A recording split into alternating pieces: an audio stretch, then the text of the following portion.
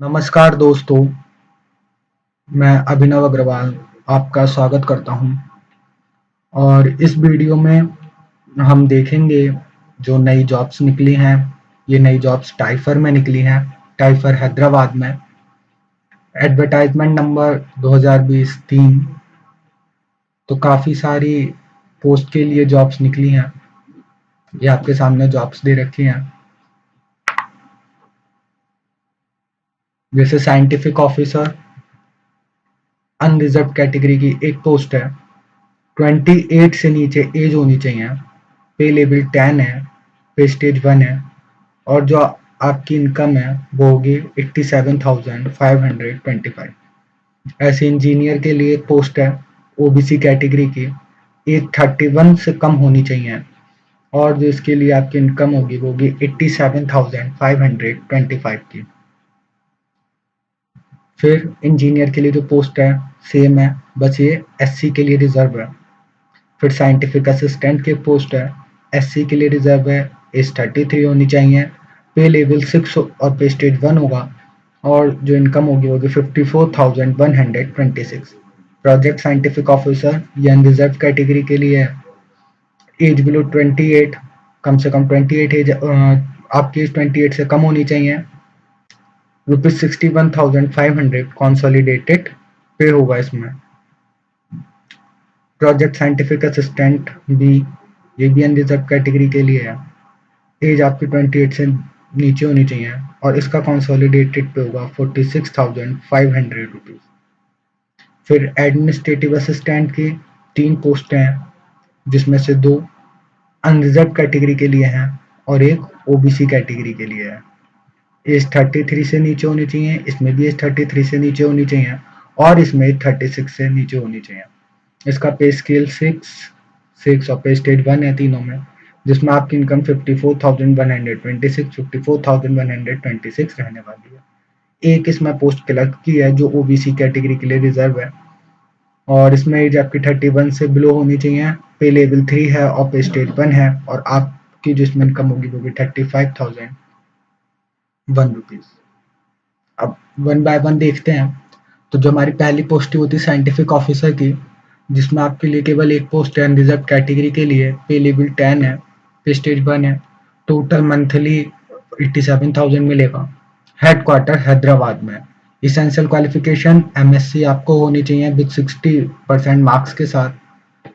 आपका जो एक्सपीरियंस है वो 2 इयर्स पोस्ट क्वालिफिकेशन एक्सपीरियंस होना चाहिए, यानी कि डिग्री के बाद आपने कहीं ना कहीं 2 साल काम करा हो। इसमें आपके लिए साइंटिफिक कम्युनिकेशन स्किल्स मांगी गई हैं। वर्बल और रिटन कम्युनिकेशन स्किल्स मांगी गई हैं इंग्लिश में।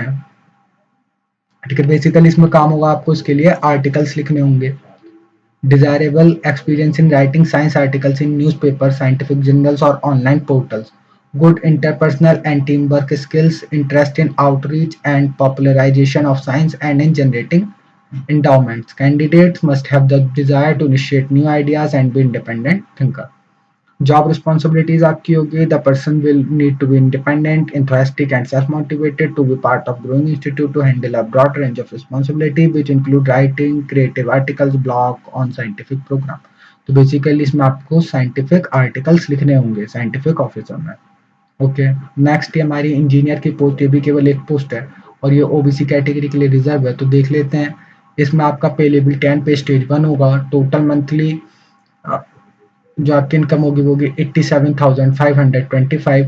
हेडक्वार्टर हैदराबाद रहने वाला है। फुल टाइम बीई बीटेक आपका होना चाहिए विद 60% मार्क्स के साथ, जिसमें आपकी ट्रेड सिविल इंजीनियर होनी चाहिए। 1 साल का आपका एक्सपीरियंस होना चाहिए इस फील्ड में।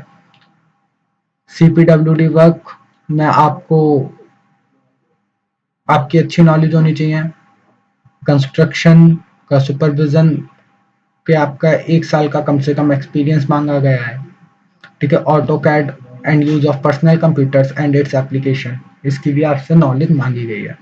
ओके, बाकी जो इंजीनियर का जनरल वर्क होता है, rate analysis, cost estimation, recording measurements in measurement book, certification of contractor bills etcetera, इसकी आपको नॉलेज होनी चाहिए।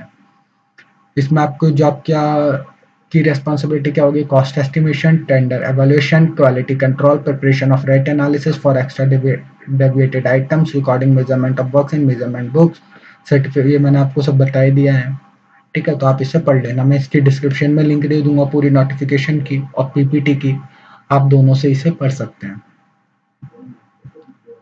इंजीनियर सी, ये भी एक पोस्ट है केवल, और ये एससी कैटेगरी के लिए रिजर्व है। सारा काम वो ही है जो मैंने ओबीसी के लिए बताया था। ओके। साइंटिफिक असिस्टेंट, ये भी एक पोस्ट है, ये एससी के लिए रिजर्व है। पे लेवल 6 और पे स्टेज इसमें 1 है, और टोटल मंथली इमोल्यूमेंट्स जो होगा इसमें, टोटल मंथली इनकम होगी 54,126। इसमें आपसे फुल टाइम बीएससी मांगा गया है इलेक्ट्रॉनिक्स या फिर इंस्ट्रूमेंटल इंजीनियरिंग के साथ विद 60% मार्क्स, ठीक है? और एसएससी एचएससी मतलब 12th बोर्ड में मांगा गया है इसमें 60% marks. Diploma in electronics instrumental engineering with 60% marks in aggregate, या आपके पास बीएससी नहीं है तो आपके पास डिप्लोमा होना चाहिए, ठीक है? हायर इंटर के साथ डिप्लोमा मांगा गया है। Knowledge of use of personal computer and its application, और पर्सनल कंप्यूटर की आपको नॉलेज होनी चाहिए। एक्सपीरियंस, वही 1 साल का एक्सपीरियंस है, डिजायरेबल है experience working in scientific laboratories with instrumentations. Okay, तो आप पूरा पढ़ लेना। Experience in handling optical system, added advantage in testing Internet of Things, IoT, Internet of Things based methodology will added advantage. Okay, job responsibility होगी high vacuum target chambers के साथ आपको काम करना होगा, लेजर मॉड्यूल के साथ आपको काम करना होगा, इलेक्ट्रॉनिक मॉड्यूल को रिपेयर या उसके साथ काम करना होगा, और डेली के आपके और भी एडमिनिस्ट्रेटिव वर्क्स होंगे। तो मैं इस तरह की नई नई वीडियोस आपके लिए लाता रहता हूँ, जॉब से रिलेटेड, कॉलेज रिव्यूज से रिलेटेड, और आने वाले टाइम में बहुत सारी वीडियोस आपको इस चैनल पर मिलेंगी।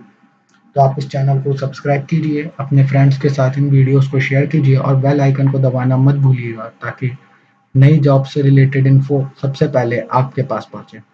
तो आगे बात करते हैं। अगली जॉब है प्रोजेक्ट साइंटिफिक ऑफिसर। एक पोस्ट है, अनरिजर्व कैटेगरी के लिए है, टेम्पररी फॉर 1 ईयर, ठीक है? तो केवल 1 साल के लिए है, पर इसे बढ़ाया भी जा सकता है, ठीक है? 3 साल के लिए। तो क्वालिफिकेशन क्या है? एमएससी होनी चाहिए 60 डिग्री के साथ, या फिर बीई बीटेक होना चाहिए 60 डिग्री के साथ, 60% के साथ, सॉरी। इसेंशियल एक्सपीरियंस क्या है? 1 साल का पोस्ट क्वालिफिकेशन एक्सपीरियंस होना चाहिए।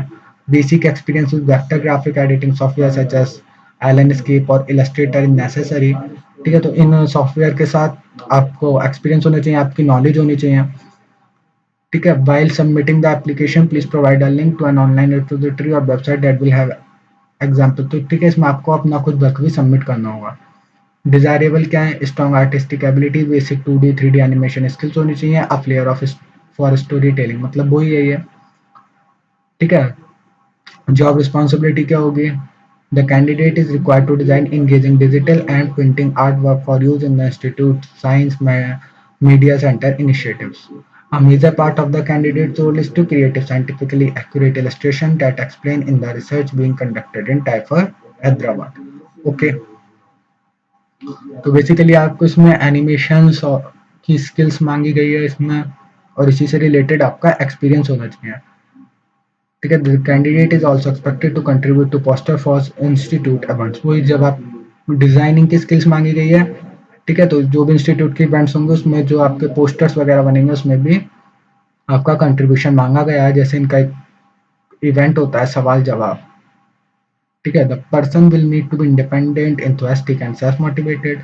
We would like to encourage the candidate to explore possibilities of creating animations to explain the scientific concept to a general audience. Okay, next है प्रोजेक्ट साइंटिफिक असिस्टेंट, भी एक post है reserve category के लिए, ये भी 1 साल के लिए ही है, और इसे 3 साल तक के लिए बढ़ाया जा सकता है, ठीक है? तो पढ़ लेना। Full time science graduate in biological science stream from a recognised university, तो इसमें बायोलॉजिकल साइंस के साथ फुल टाइम साइंस ग्रेजुएट आप होने चाहिए, यानी बीएससी, या फिर बी फार्मेसी होना चाहिए from a recognised university 60% marks के साथ, या फिर फुल टाइम डिप्लोमा होना चाहिए in veterinarian science from a recognised university with 60% marks, और पर्सनल कंप्यूटर की आपको नॉलेज होनी चाहिए। 1 साल का आपका पोस्ट क्वालिफिकेशन एक्सपीरियंस होना चाहिए with laboratory mouse handling. Okay, experience in assisted reproductive technology such as mouse IVF, embryo handling, job responsibilities क्या होंगी आपकी? Providing basic animal care, routine monitoring including feeding of laboratory mice, okay. Help with cleaning, sanitisation, sterilisation of cages, racks, equipment, supplies of animal care room, okay. तो आप इसे पढ़ लेना। Next है administrative assistant B account, ये एक post है reserve category के लिए, पे लेवल 6 है, पे स्टेज 1 है। टोटल मंथली जो आपको मिलने वाला है वो मिलेगा 54,126 रुपीज। हैदराबाद हेडक्वार्टर है। इसेंशियल क्वालिफिकेशन ग्रेजुएट मांगे गए हैं 55% डिग्री के साथ, proficiency in word processing, database and accounting procedure. 5 साल का आपके पास एक्सपीरियंस होना चाहिए अकाउंट्स में, ठीक है, किसी बड़े और रेपुटेटेड ऑर्गेनाइजेशन के साथ। Application should have knowledge of government financial rules, working knowledge in purchase, accounts, stores, inventory, preparation of financial statements, budget work etc. तो इसके साथ एप्लीकेंट को गवर्नमेंट फाइनेंशियल रूल्स वगैरह की नॉलेज होनी चाहिए। कंप्यूटर्स को हैंडल करने में वो एक्सपर्ट होना चाहिए। ओरल इंग्लिश और रिटन इंग्लिश में उसकी प्रोफिशिएंसी होनी चाहिए। और कॉमर्स ग्रेजुएट्स जो हैं उन्हें प्रेफरेंस दी जाएगी, यानी अगर आप कॉमर्स ग्रेजुएट हैं, वैसे तो किसी भी डिग्री से आप ग्रेजुएट हो सकते हैं, पर कॉमर्स ग्रेजुएट जो है उन्हें प्रेफरेंस दी जाएगी। ऑल वर्क, इसमें आपको क्या काम करना होगा? सारा अकाउंट से रिलेटेड इसमें वर्क आपको करना होगा, ठीक है। एडमिनिस्ट्रेटिव असिस्टेंट, इसमें क्या है, एक पोस्ट रखी गई है अनरिजर्व कैटेगरी के लिए, पे लेवल 6 है, पे स्टेज 1 है। टोटल मंथली एलिमेंट ₹54,126 है। हैदराबाद हेडक्वार्टर है।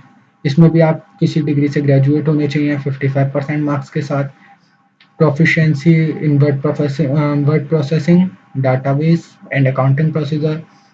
5 साल का आपके पास एक्सपीरियंस होना चाहिए। Knowledge of GFR, government e procurement, government e market place and other purchase rules and regulations के साथ आपको इसको आपकी सब नॉलेज होनी चाहिए, ठीक है, इसकी आपको सब नॉलेज होनी चाहिए। उसके बाद रिटेन और ओरल इंग्लिश में आप एक्सपर्ट होने चाहिए और कंप्यूटर्स को हैंडल करने में भी आपकी प्रोफिशिएंसी होनी चाहिए। इसके अलावा जो आपकी जॉब होगी वो होगी परचेज एंड स्टोर, यानी जितना भी सामान खरीदना वगैरह होगा उससे रिलेटेड आपकी सारी इसमें जॉब होगी, ओके। अगला है एडमिनिस्ट्रेटिव असिस्टेंट भी, ये एक पोस्ट है रिजर्व फॉर ओबीसी कैटेगरी के लिए। पे लेवल 6 पे स्टेज 1 है। टोटल मंथली एलिमेंट 54,126 है। इसमें भी आपसे ग्रेजुएशन मांगी गई है। 5 साल का एक्सपीरियंस होना चाहिए।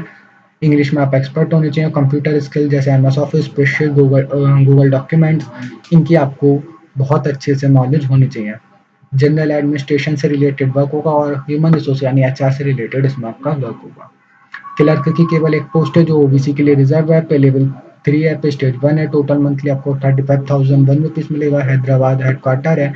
ग्रेजुएट होने चाहिए आप किसी भी डिग्री से। नॉलेज ऑफ टाइपिंग होनी चाहिए। Knowledge of use of personal computers अच्छे से आना चाहिए।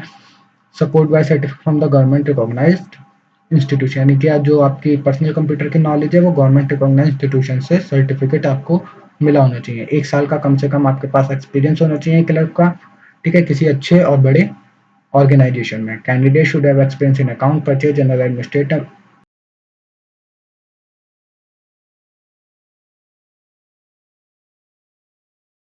Administration establishment work. तो ये उम्मीद करता हूँ आपके पास होना चाहिए, आपके वीडियो अच्छे लगे होंगे, आपको कुछ नॉलेज जॉब से रिलेटेड इसमें मिली होगी। तो इसका लिंक मैं आपको डिस्क्रिप्शन में दे दूंगा, आप वहां से जाके इस पूरी नोटिफिकेशन को पढ़ सकते हैं। Thanks for watching this video and don't forget